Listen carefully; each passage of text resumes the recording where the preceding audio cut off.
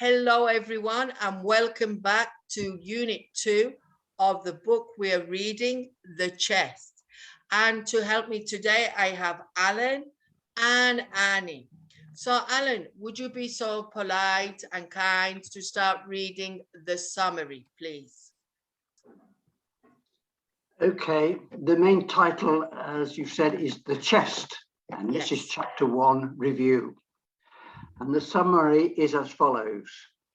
Walter is an old man from Scotland. He is in Edinburgh on a mission. He has a picture of an old chest.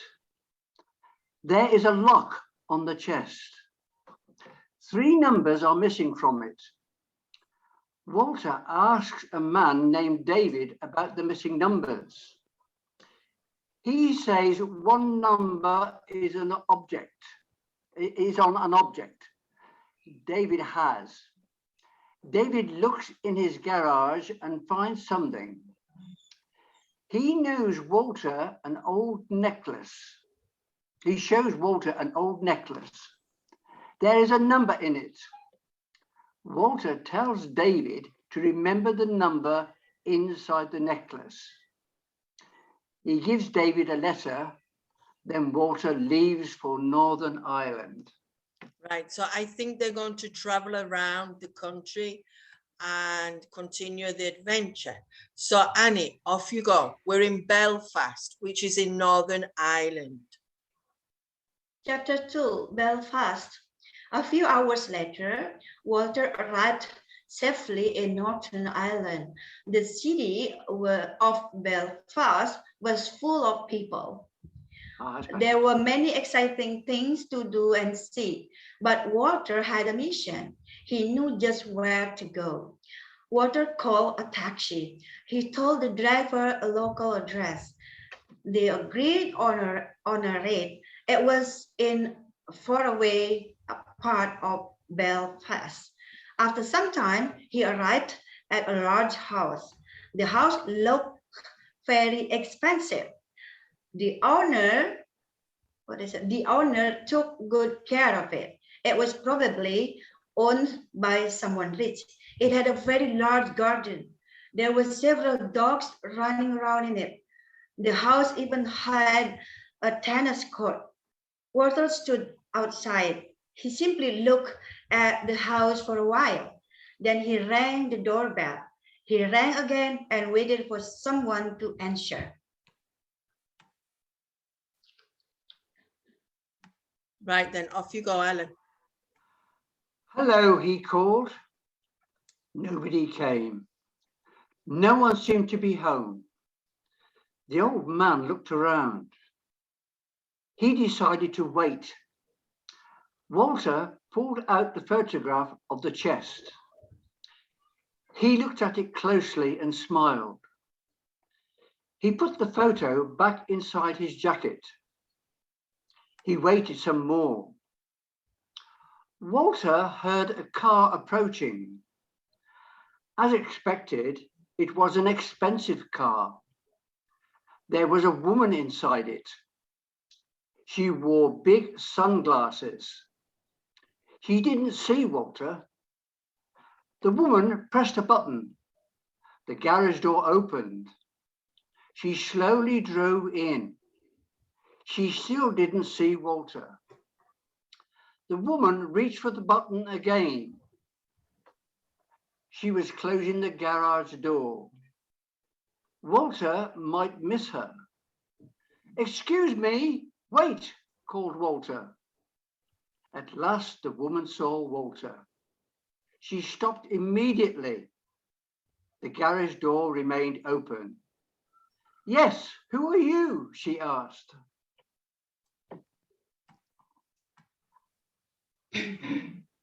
Off you go, Annie.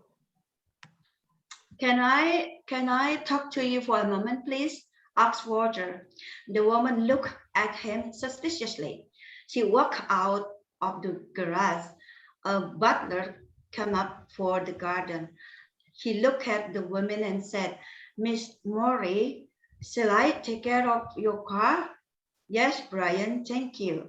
Miss Lucy Murray, am I correct? Asked Murray. Walter. Oh, yeah. Murray. Am I correct? Asked Walter. Yes, that's me. Lucy looked at Walter closely. I've come to talk to you. It's important. Important? It is business. I can refer you to my office. No, it's not business, replied Walter. What could it be? Lucy asked. Walter only smiled. Well, whatever it is, come with me. Come into the house, please.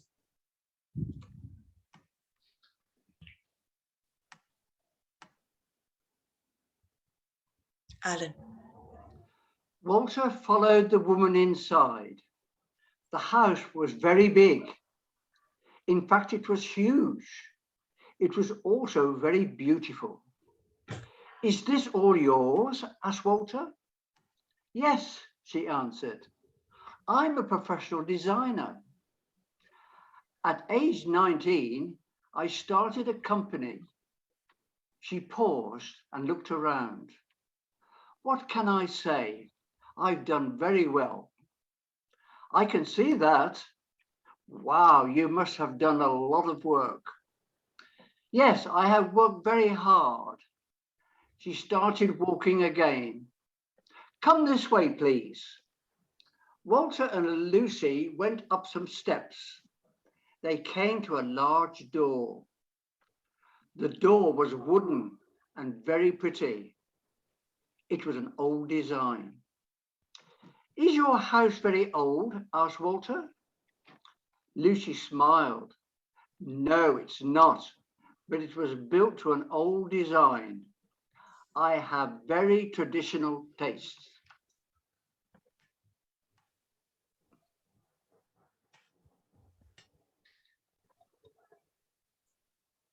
Lucy opened the door.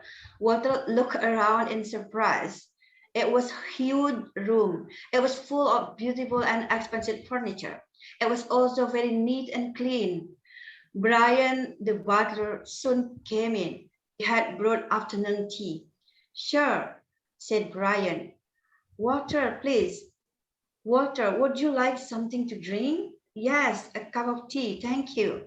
Lucy took off her jacket.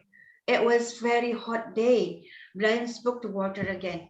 Let me take your jacket, sir. Walter took off his jacket. He handed it to the butler. Brian left the room and then quickly returned. He handed some hot tea to Walter. Then he left Lucy and Walter alone.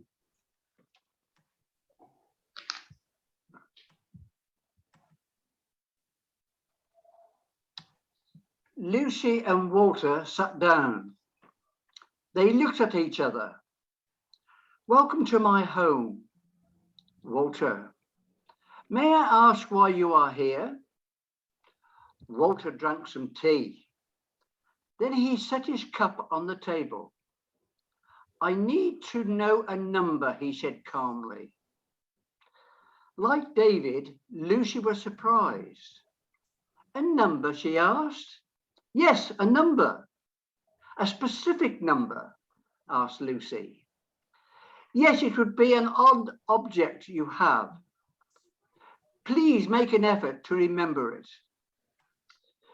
Lucy thought for a while.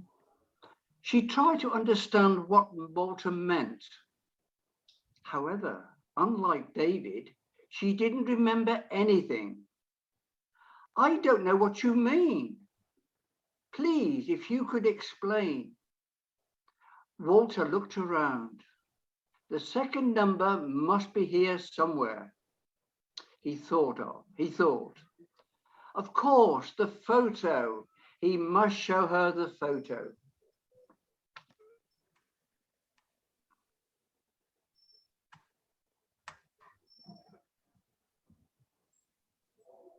Can your butler bring my jacket, please? Asked Walter. Of course, replied Lucy. Brian left the room. Seconds later, he appeared with Walter's jacket. Walter reached into his jacket. It had many pockets. It was difficult to find the bottle. It took time. Lucy was becoming impatient. At last, he found it. Here it is. Walter laughed. I have it. we need the number for this. He put the picture of the chest on the table. Lucy took the picture in her hands.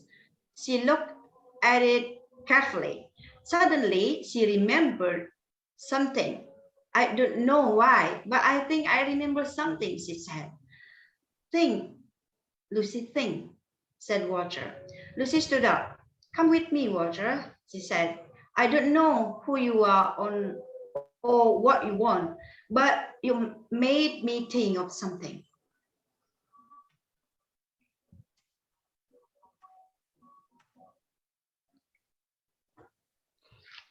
Walter smiled. He and Lucy left the house.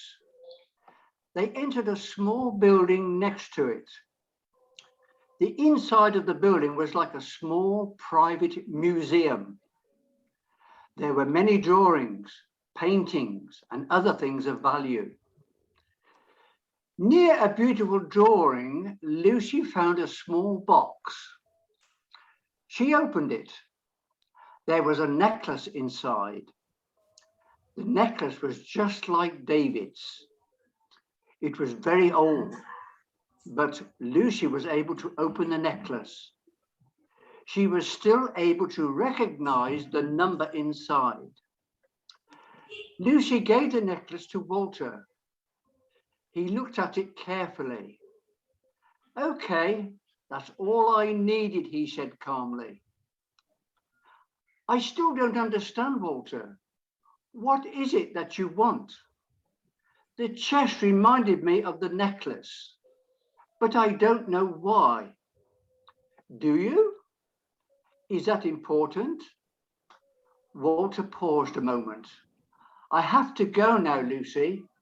Please don't ask any more questions. He handed her a letter. Then Walter paused and said, remember the number and read this. It will help. Annie, can you read the next part? Walter turned and left Lucy's house. As he disappeared, he called, I'm off to London. See you soon, Lucy. Lucy didn't say goodbye. She couldn't. She had no idea why Walter had come. She looked at the letter. It all seemed very suspicious, but yet somehow important. She preferred to forget everything, but she would let the old man have his fun. She slowly opened the letter. Right, and Alan, to finish for today. Oh, right. Okay. Your summary. We've done our homework. Do we bring the teacher an apple now? Yeah, but you have to read the summary to finish. Come on, Alan. You've got one more thing to do. Oh, right. Okay. So read the summary, Alan. This is the summary to today's episode. Yeah, is this for me to read? Yes, please. Oh, I'm sorry, I'm not quite yet. So, Walter travels to Belfast. He visits a woman named Lucy. She lives in a large house. Walter tells Lucy about the chest. He asks her to remember a number. At last, Lucy remembers something. She shows Walter an old necklace. It has a number inside. Lucy has many questions. Lucy doesn't answer them. He gives Lucy a letter and says goodbye. Lucy starts to read the letter. So we've finished another chapter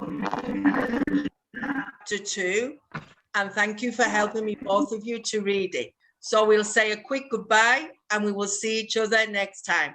Toodaloo. Bye. Okay.